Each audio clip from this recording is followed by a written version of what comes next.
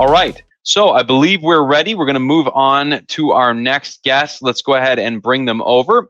We have Claudia De La Mora, co-founder and managing director of Black Legend Capital. Great name for a firm, by the way. And Lisa Pittman, partner at Zuber Lawler. Welcome, my friends. Claudia, I believe you're muted. So let's go ahead and unmute. Yes, I am. There you Hello, go. Patrick, how are you? I am great. I'm great. I'm going to let you guys take it away, and I might throw some questions at you from the chat if we have them, but go right ahead. All right, great. And thank you, Lisa, for being here working with me on this. So my name is Claudia De La Mora. I'm managing director and co-founder of Black Legend Capital. We are an M&A advisory group. Internationally based, we're boutique. I come from Merrill Lynch, Bank of America Securities, different sectors, always in M&A, so corporate finance. We actually started Black Legend Capital as an oil and gas investment firm many years ago, and then we pivoted towards the cannabis space. We still represent some consumer products and tech, biotech firms as well. Cannabis, though, is the main, the bulk of our deals. And this is really allowing us to understand and support these companies on an international level because we are internationally based, but also we've been able to bring into this industry entrepreneurs and investors from different industries like oil and gas, consumer products, technology, etc. So yes, I'm very happy to be here and to discuss the topic today. Yeah, I mean, it sounds like you're uniquely positioned with your vast and long experience in the industry, the oil and gas and investment industry. I mean, how would you analogize the two real quick for our listeners? Well, actually, that's very interesting because they're both kind of commodities. This is another discussion that we were having the other day. Remember, well, oil and gas is a tangible commodity. It's very important to natural resources, just like we would like to see cannabis. I would say that how to make a cannabis a commodity. So commodities usually are raw materials, right? Like mineral ores and petroleum, oil and gas. By the way, I come from the mining sector as well. So sugar, rice, corn, and they're freely traded with demand and supply all over the world. At the moment, cannabis is not because there's a lack of three important aspects of the commoditization, which is standardization of testing, minimum requirements, and it's happening right now. But as we know, each country and each state in the United States follows different requirements, and this is the problem. Now, we also know from a couple of months ago, EU, the European Union, and the UK classified hemp as a novel food, and therefore any finished product with CBD or hemp inside needs to pass that standard and be compliant to the novel food requirements, or it cannot be sold in the EU or UK. Same thing for what we have as requirements for 0.3% THC maximum in the US or 0.2% THC in Europe, right?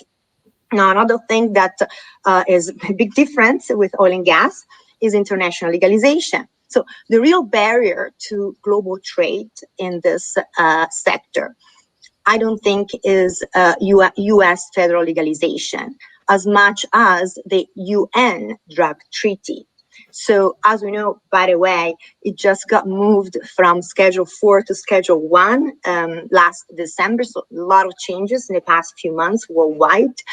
But we need that to be moved to Schedule 2 or 3 in order to, be considered a commodity that can be traded among every, UN country.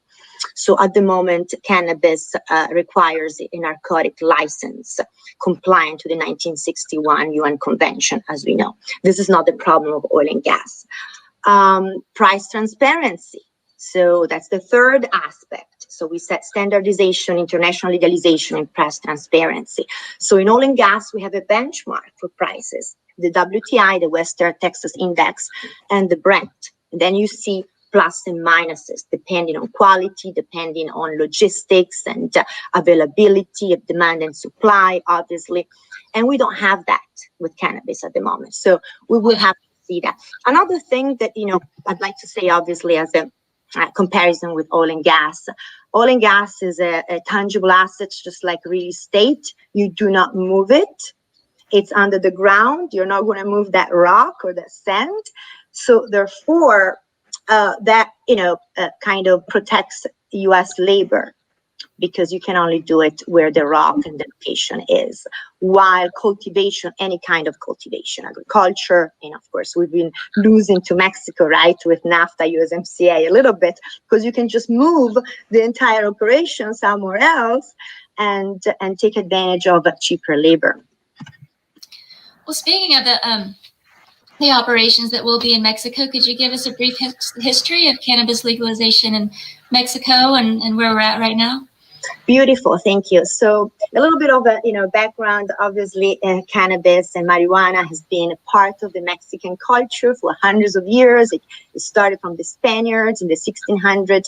Now we've seen a lot of changes in the last 100 years with the Prohibition era, right, and the war on drugs since 1971 with President Nixon.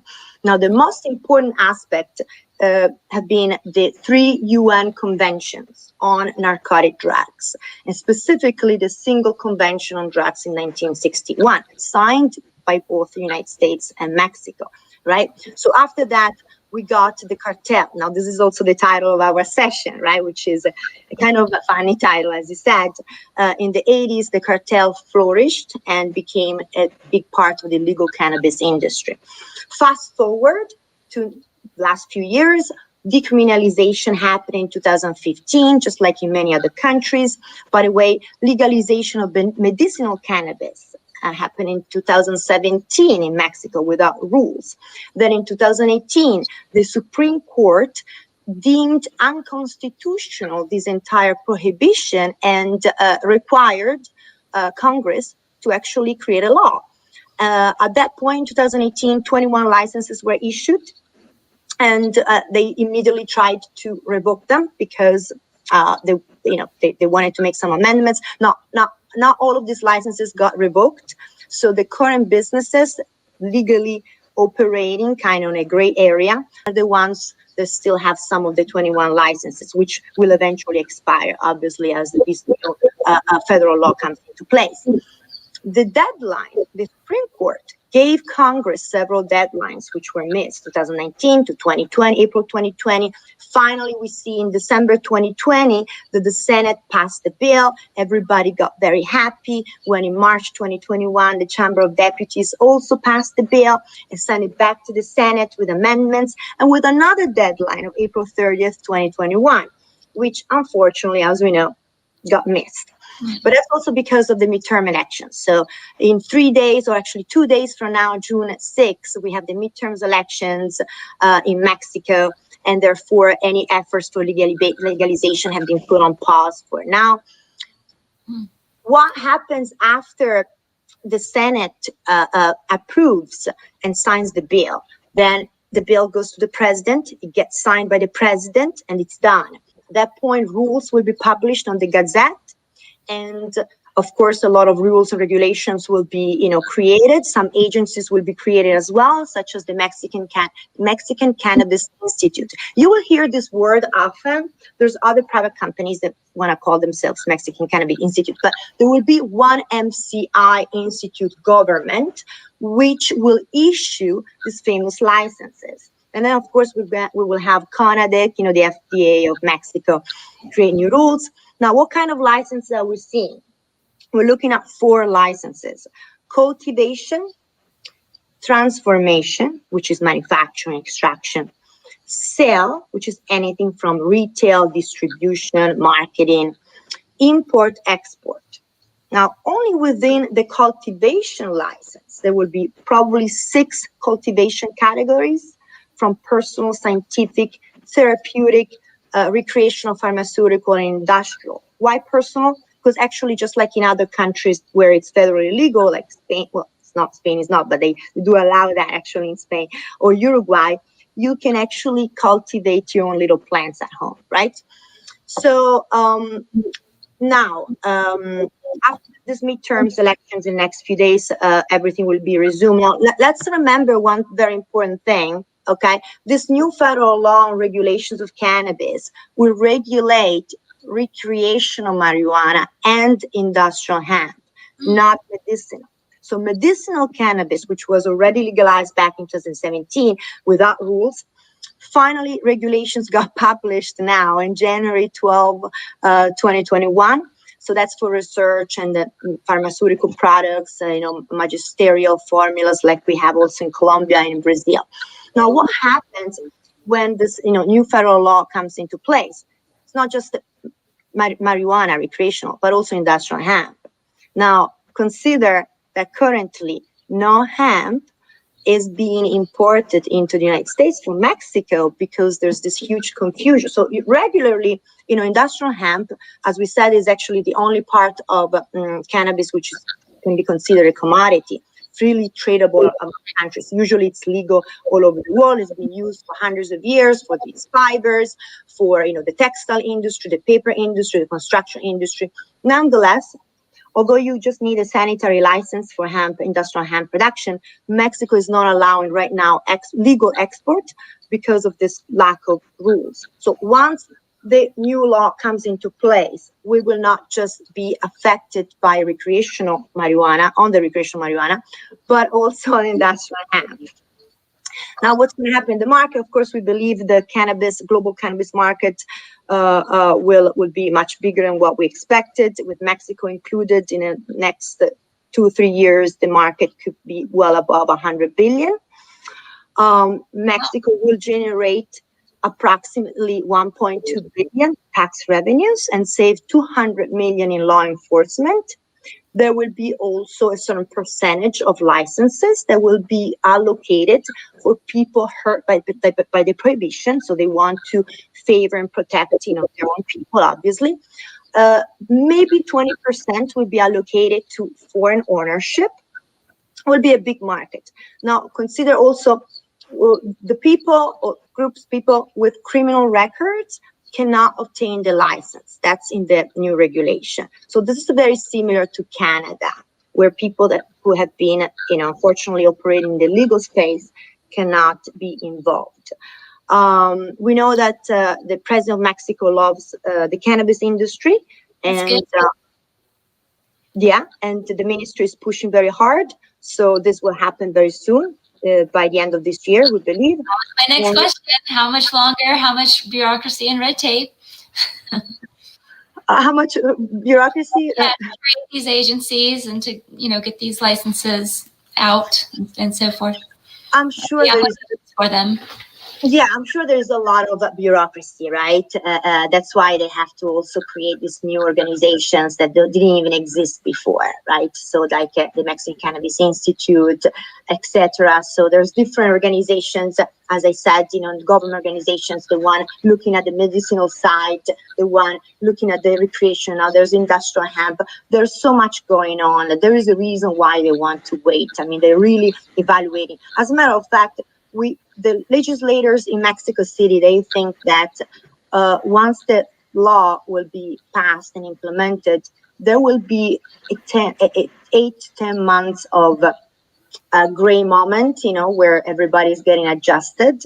So it's going to take a second before everything will be, And also another, we believe that obviously, at the beginning, Mexico will export the raw material, which is just easier for them to move forward cultivation, and let the other countries, the important countries, do the extraction and manufacturing. While on a second, moment, they will also develop their own extraction and manufacturing facilities. You might be starting to touch on this now. What are the biggest opportunities for U.S. investors, and how do they seize upon them? Yeah, that's great. So yes, so obviously at Benzinga we have an audience of investors in the public space, but I will touch also what happens on on the private space for everybody involved there, right? On the public side, we know that U.S.-based companies touching any THC operations cannot be publicly traded in the big stock exchanges, only on the over-the-counter or the CSC in Canada, not even the TSX. Now, there's big advantages to be on the NASDAQ or New York Stock Exchanges, right? These advantages are the access to the large U.S. international investors. Now, this is what happened to the Canadian LPs, right? After the 2018 Farm Bill, which gave the green light for industrial production of hemp and hemp-derived CBD, and allowed Canadian LPs to operate in the CBD market in U.S. legally, and therefore benefiting from being publicly traded in the big exchanges. And at the same time, Canadian LPs have been establishing infrastructures, in the United States, which will be very, very fruitful later on for M&A activities. So now, at the same time, we know that if the company has THC operations outside of the United States, but in a country where it's legal, then they can actually list in the U.S. exchange. This is what happened to the Canadian LPs as well. So any company that will be operating recreational marijuana in Mexico and not in the United States can list in the big exchanges and therefore benefit from everything that I said so far, the big U.S. and large investors. I had a little, thoughts and ideas. I mean, we've been talking about the Safe Banking Act. The Safe Banking Act, it's been created to give access to banks for cannabis companies. So far, they can only use, local or state banks, which are not efficient at all. But we actually believe that could help companies go public in the big exchanges. Maybe. See, the reason why the big U.S. exchanges won't list cannabis companies touching THC is because they're afraid of being penalized by the federal government. Right. Now, the federal government gives access to federal banks and capital, then the exchanges might be more inclined to accept cannabis companies. So we will see what happens there, right? We know that the Safe Banking Act was, they tried it in 2017, then in 2019. Now the House just signed in April 2021. So we'll see what happens to the Senate. And then I've been following it for years. Come on, get it across the finish line. Right. So, well, nothing, we're talking about the other month, right? So if the Senate passes, then obviously Biden will sign, and that can happen. Yes. So that's about the public side. That's about the public side, but in general, you want to know also for the economy, right? I mean, investors in privately held companies. So what we're going to see is Mexico will finally export hemp and industrial hemp into the United States, and probably only face the same trade barriers similar to other commodities. We have a history with Mexico through NAFTA and USMCA, just like the tomato and avocados. We're all knowledgeable about the tomato and the sugar war, right? Yeah, and U.S. definitely is the main primary focus for Mexico, but they will look at China, Europe, Latin America. Mexico will become the competitor to Canada and Netherlands and Colombia, for export. So, and what we were discussing, I mean, you and I also the other day, is that if the United States takes years to federally legalize it, then, Mexican operating companies might achieve economies of scale to position and capture the international market. Yep, which I think is highly likely. I'm sorry? Which I think is highly likely. Exactly. It took the U.S. a long time, and meanwhile, Mexico will have the largest legal, market, and such a huge distribution channel, and exactly. they're ahead of the game. I was thinking about an idea after we spoke the other day. I mean, I don't know if it's possible, but it's an idea for solution of this is to legalize interstate commerce without federal legalization at the border, if possible. That way, there wouldn't be the supply and the oversupply in certain states. U.S. companies can grow and flourish, but not have face this big competition with Mexico. Yep, we're falling behind. Well, once cannabis can be freely traded across North America, which cannabis verticals will be most affected? Yeah, so we've analyzed that too. So obviously, it's pretty clear. The first vertical would be cultivation. Cultivation will be mostly affected because, as we said, it is way more convenient or practical, to cultivate in Mexico. They have a lot of experience, illegal experience, a little bit like in Northern California, and of course cheap labor and climate. Manufacturing sector, extraction also could be hurt, not initially, but eventually. And the verticals that will benefit the most from legalization in Mexico are the distribution networks, retail, U.S. big strong brands that decide to, of course, buy cheaper raw material from Mexico, or even move their operations in Mexico in the meantime, but keep continuing their sales and their strong brand in the United States. And then testing labs. Testing labs is an interesting, vertical. Ladies, I'm sorry to interject. This is Patrick, but we are at time. So any final thought you want to leave our audience with? We appreciate you both being here. Sure. Thank you so much, Patrick. So I think I want to say this, the big picture, we've heard this for a few years, but the big picture obviously would be that as developing countries get legalized and provide cheaper labor, better climate, easier climate, historic experience, developed countries will be the end customers. So U.S. brands manufacturer will benefit from Mexican legalization by buying the cheap raw material, moving operations there. Also, another thing that I want you to consider is how most developed countries outside of the United States, okay, those local governments control the commodities such as minerals, natural resources, and as you can see, European Union, they prefer to give licenses to those massive conglomerates, companies coming from the Canadian LPs, then and for a couple of the biggest European companies. I'm so sorry, Claudia. I'm so sorry. I've got to cut you off. We're just a little over now. So here's what I want to do.